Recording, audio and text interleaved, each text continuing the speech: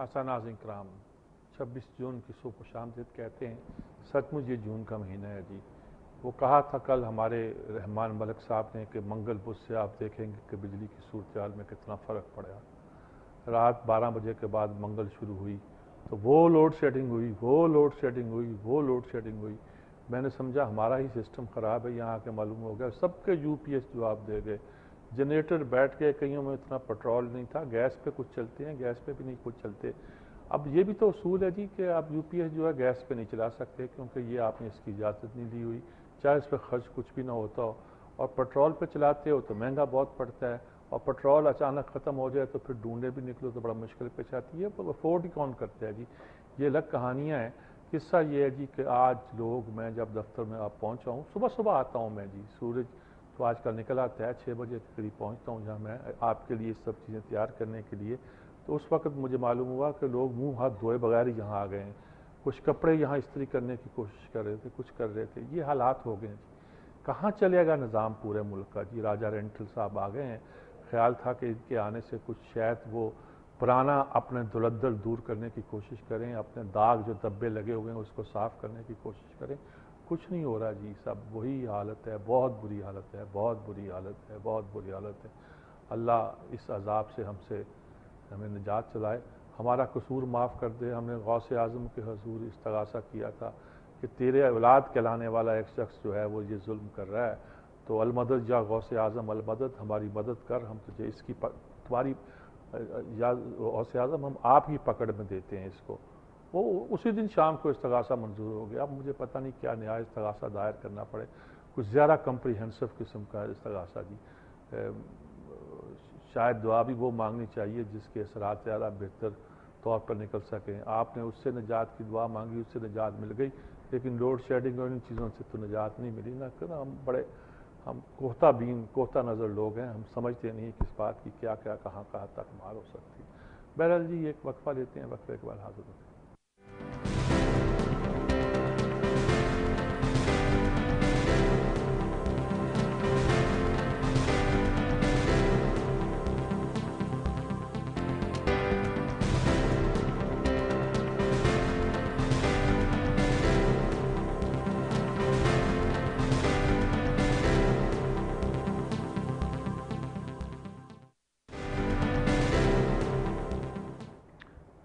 دو تین خبریں ہیں جو بڑی امپورٹنٹ ہیں۔ ایک تو جی ہمارے نئے وزیر اعظم نے اپنے دورے شروع کیے ہیں، کراچی گئے ہیں، اور کراچی میں جائیں اور 90 پہ وزیر اعظم نہ جائیں۔ اچھا قائد اعظم کے مزار پہ ہاتھ دینا تو خیر بالکل ضروری ہے، فرض ہے، لیکن انہوں نے پروٹوکول مینٹین رکھا۔ پہلے گڑی خدا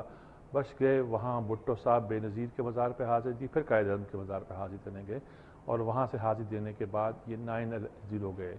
911 کہنے لگا تھا، نہیں صاحب 90 جو ایم کیو ایم کا ہیڈ آفس ہے، اور وہاں جا کے انہوں نے اپنی بڑے مزے کی بات ہے جی کہ 90 گھر کا نمبر ہے جس میں الطاف حسین صاحب رہتے تھے، اب پورے علاقے کو 90 ہی کہا جاتا ہے۔ میرا جو ٹیلی فون نمبر تھا اس پہ 990 تھے، 9090، تو میں کہا کرتا تھا میں تو 990 میں کراچی میں رہتا ہوں۔ تو وہ 90 گئے اور انہوں نے وہاں جا کے الطاف حسین صاحب کی ٹیلی فون خطاب بھی سنا، انہوں نے جو ان سے بات کی، اور آدھا گھنٹہ ان کو کھڑا رہنا پڑا، پروٹوکول والے بھی حیران تھے۔ راجہ صاحب جوان آدمی ہیں لیکن اس کے باوجود کہاں کہ تھکاوٹ کے آثار پیدا ہو گئے۔ انہوں نے الطاف حسین صاحب نے بات کی کہ بھئی اگر ادارے اپنی حدود کے اندر رہیں، کام کریں تو حالات بہتر ہو سکتے ہیں۔ وہ ساری انہوں نے گفتگو سنی، پھر انہوں نے بلا بھیجا شاہی سید کو کہ آپ بھی آئیں، آپ بھی آ کر پختونوں کے نمائندے ہیں، آ کے گورنر ہاؤس میں بات کریں، جہاں عشرت العباد بیٹھتے ہیں، وہیں آ کے بات۔ انہوں نے کہا صاحب میں وہاں کیا کرنے آؤں؟ اگر آپ 90 جا سکتے ہیں ملنے کے لیے تو میرے ہاں وہاں آئیں، مردان ہاؤس جو ہم نے بھی بنا رکھا ہے، ہم نے بھی اپنا ٹھکانہ بنا رکھا ہے۔ آپ تو ڈسکرمنیشن، امتیازی سلوک یہیں سے کرنے لگ گئے ہیں، وہاں جا کے حاضری دیتے ہیں، آدھا گھنٹہ خطاب سنتے ہیں، کھڑے ہو کے ہاتھ بند کے سنتے ہیں، خاموش رہتے ہیں۔ ہمارے ہاں آ کے تو آپ کو کیا، آپ آئیں، کڑھائی گوشت آپ کو، نمکین گوشت کھلاتے ہیں ہم آپ کو سرد کا، آپ یہاں کیوں نہیں آئے؟ تو غیر وہ ملے نہیں، سنا وہ دبئی چلے گئے ہیں، انہوں نے ملنے سے انکار کر دیا ہے۔ اور یہ پہلا ایک طرح کا نئے آدمی کی جو پی آر کی جو ایک اسٹریٹجی تھی اس نے اثر کیا ہے، اس نے اثر دکھایا جی۔ بہرحال انہوں نے یہ اپنا سفر جاری کر دیا ہے، اور وہاں بھی لگتا ہے کہ ایک تو شاہی سید کے ساتھ جو تھوڑا بہت ان کا تنازع کھڑا ہوا ہے، وہ بھی تو خیر اتنی بات نہیں ہے، سالو ہو جائے گا، حل ہو جائے گا، اس میں مشکل پیش نہیں آتی۔ لیکن وزیر اعظم کا سفر، ادھر نواز شریف نے کہا جی انتخابات سے پہلے وسیع تر اتحاد بنے گا، حکومتی اتحاد ہی شامل نہیں ہوں گے، یعنی کہ جو لوگ حکومت میں ہیں وہ تو ہو گئے الگ، باقی وسیع تر اتحاد بنے گا۔ وسیع تر اتحاد اگر سچ مچ وہ ٹھیک کہتے ہیں تو وسیع تر اتحاد وہ بن نہیں سکتا جس میں ان کے علاوہ عمران خان اور جماعت اسلامی شامل نہ ہو۔ عمران خان، جماعت اسلامی اور مسلم لیگ نون اگر مل جاتے ہیں تو ملک کے مقدر جو ہے تبدیل ہو سکتا ہے جی، اس کا امپیکٹ پورے ملک پہ پڑ سکتا ہے، اس کے اثرات پورے، اس کے ساتھ اور پھر بہت سی جماعتیں جو علاقائی جماعتیں وہ بھی شریک ہو سکتی ہیں، اور ان جماعتوں کے شریک ہونے سے اے پی ڈی ایم جو پہلے تھی شاید اس سے ذرا مضبوط تر ایک نظام بن جائے، اور اس کے طور پر ایک بہت بڑی تبدیلی ہے، یہ آتی ہے، کوئی آنے دیتا ہے کہ نہیں ہوتا، کیا بنتی ہے کہ صورت، لیکن پہلی بار ایسا لگتا ہے کہ نواز شریف کے لہجے میں اعتماد ہے اور اتحاد کے لیے اعتماد ہے۔ ان کے ہاں اتحاد کی گنجائش کم لوگ کہتے ہیں کہ ہوا کرتی ہے، وہ سولو فلائٹ تو نہیں کرتے لیکن کہتے ہیں کہ جو کچھ کرنا ہے فیصلے وہ خود کرتے ہیں، وہ یعنی کہ مرکز و محور اپنے آپ کے رکھتے ہیں سیاست کا، اور اسی کے حوالے سے آگے بڑھنا چاہتے ہیں اور جو کچھ کرنا چاہتے ہیں اسی حوالے سے کرنا چاہتے ہیں۔ تو یہ خبر انہوں نے دی ہے، اور یہ خبر کل انہوں نے دی ہے، یہ ماڈل ٹاؤن میں ان کے پرانے گھر ہیں نا جن پہ قبضہ کر لیا تھا مشرف حکومت نے، واگزار کرائے تھے، اب بھی وہ یہاں ملاقات کرتے ہیں، لوگوں سے ملتے ہیں۔ اب گھر کے لوگ تو کم رہتے ہیں، شاید کوئی ایک حصے میں شاید ان کی والدہ یا کچھ وہاں ہوتی ہوں، کبھی کبھی ہوتی ہوں، لازمی نہیں ہے، یہ بھی آتے ہوں گے تو ٹھہرتے ہوں گے، لیکن سنا ہے کہ اب وہاں پیپلز پارٹی اپنا پاکستان مسلم لیگ کا سیکریٹریٹ بلڈ کیا جا رہا ہے اور اس کو سیکریٹریٹ ڈکلیئر کر دیا گیا، یہ ڈونیشن ہوگی گویا ایک طرح سے شریف فیملی کی طرف سے پاکستان مسلم لیگ کو۔ ٹرانسفر تو نہیں ہوگا جی، ٹرانسفر تو نہیں رہے گا، تو نہیں کے نام ملکیت، وہ آپ سمجھیں کہ وہ ان کے کرایہ دار ہوں گے بغیر کرائے کے، اور یہ ایک طرح سے تحفہ ہے کہ یہاں یہ دفتر ہوں گے مسلم لیگ کے اور سارا کام ہوگا۔ اچھا ہے جی، لیکن اس میں کچھ ایک اور بھی ہے، اس میں ٹریفک کا بڑا پرابلم پیدا ہوتا ہے جی۔ میں صبح جب اٹھتا ہوں، ماڈل ٹاؤن بڑا پرسکون علاقہ تھا، یہاں پولیس نظر نہیں آتی تھی، ٹریفک پولیس کی ضرورت نہیں چلتی تھی، ایسا کھلی ریزیڈنشل علاقہ ہے، یہاں کیا کسی نے کوئی اوورٹیک یا کرنا ہے، بڑے آرام سے چلتے ہیں۔ اب وہ بھی نظر آتے ہیں، دوسری پولیس بھی نظر آتی ہے، گھر کے میرے بالکل سامنے جناب وہ پارک کی ہوئی تھی بڑی بس پنجاب پولیس کی، جس میں 40-50 لوگ تو آتے ہوں گے، صبح صبح کھڑے ہوتے ہیں وہ لے کر رائفلیں، کیوں؟ یہ 2 گلیاں چھوڑ کے ذرا گھر بنا لیا، حمزہ شہباز کا سنا تھا ہم نے، لیکن شہباز شریف شاید کہیں رہتے ہیں، یعنی یہ گھر کم از کم ان کا، یہ بھی ایک مصیبت ہے جی۔ پرائم منسٹر ہاؤس کئی ہے ملک میں، چیف منسٹر ہاؤس کئی ہیں اس شہر میں، پتہ نہیں چلتا کون سے شہر، وہ مین جو چیف منسٹر ہاؤس تھا اس کو ڈکلیئر کر دیا یہاں میں آئی ٹی یونیورسٹی، کچھ نہیں بنا نہیں سکتے تھے، سیکورٹی زون جیسے کیا کیا گیلانی صاحب نے جی، کہتے تھے نا کہ میں وزارت عظمیٰ ابھی جو جانے سے منتقل ہو جاؤں گا دوسرے گھر میں، اور اس کو وزیر اعظم ہاؤس کو میں اسٹیٹ آف دی آرٹ لفظ سیکھ لیا کہیں سے، پتہ نہیں انہوں نے، یونیورسٹی بناؤں گا یہ کروں گا، تو انڈرسٹوڈ تھا کہ پاسبل نہیں ہے۔ آپ یوں جاتے ہیں سیکورٹی زون ہے، ادھر پریزیڈنٹ ہاؤس ہے، ادھر چیف منسٹر ہاؤس ہے، وہاں chief minister house prime minister house ہے، وہاں کیا بنائیں گے آپ سیکورٹی یونیورسٹی وغیرہ، بس کہنے کی باتیں ہوا کرتی ہیں۔ تو میں یہ کہہ رہا تھا کہ وہ جو علاقہ خاص طور پر یہ جو دوسرے کونے قریب ہے، دور نہیں ہے، ایچ بلاک میں وہ بھی ہے، ان کا نیا گھر جو ہے وہ بھی ایچ بلاک میں ہے، وہاں جو سڑک گزرتی ہے وہ بند ہی رہتی ہے، وہ میرے گھر کو سیدھی سڑک آتی ہے، میں وہاں پہنچتا ہوں پتہ بند، اب چکر کاٹ کے واپس آؤ دوسری سڑک، کیونکہ جو رستہ جاتا ہے پیچھے جاتا ہے، آگے جائے 3 میل جائیں، ان کو تو کوئی فرق نہیں پڑتا، لیکن جنہوں نے پیٹرول اپنی جیب سے خرچ کرنا پڑتا ہے وہ ہوتا ہے، ان کو فرق پڑتا ہے یقیناً، اور وقت کا بھی ضیاع ہوتا ہے، یہ بھی فرق پڑتا ہے۔ یہاں ذرا سڑک کھلی رکھیں، اب کیا ہے آپ نے رستے بلاک کیے ہوئے، روکے ہوئے ہیں اور مصیبتیں ڈالی ہوئی ہیں، لیکن اچھا کیا آپ نے یہ دے دیا، لیکن اللہ کرے کہ اچھا یہ ایک کام اور ہو گیا کہ پرویز الہی صاحب کو ڈپٹی پرائم منسٹر بنا دیا گیا ہے۔ پچھلی بار تھا تو شاید گیلانی صاحب نے کہا تھا کہ آئین میں اس کی گنجائش نہیں ہے، پتہ نہیں نکال دی ہوگی،